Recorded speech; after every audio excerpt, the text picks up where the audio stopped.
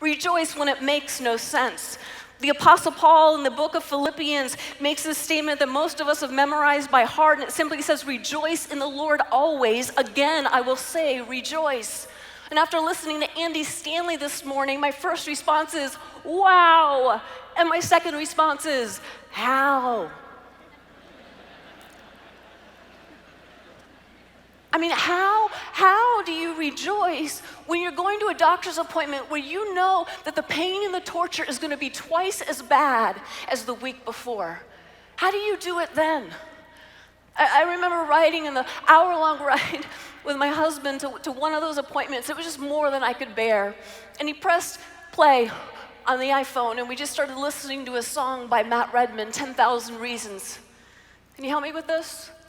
Bless the Lord, oh my soul, oh my soul, worship his holy name. And with big, hot, wet tears running down my cheeks, we kept driving inch after inch, foot after foot, mile after mile until we reached that hospital.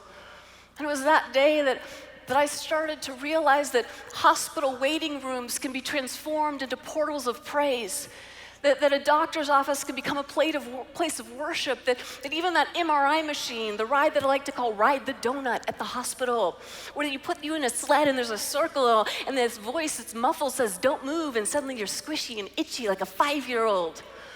That as I laid there and I wondered and I just thought, God, has anybody offered praise to you from this latitude and this longitude today? Has anybody praised you from this square inch?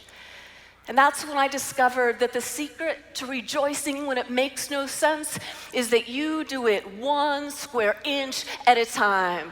And you claim this square inch and this square inch and this square inch as you are moving through life. And so the question for you this afternoon is simply, where is that square inch for you? For some of you, it will be in a doctor's office or in a PET scan this next week. For others of you, it is right in your own pulpit or in the front row of your church. For others of you, it is in the board meeting room of your church where they are this close from kicking you out. For others of you, it is in your classroom. For some of you, it is in your child's bedroom. For some of you, it is in your own bedroom where that pillow collects your salty tears every night. But will you identify the darkest place in your life and begin offering up praise? Why?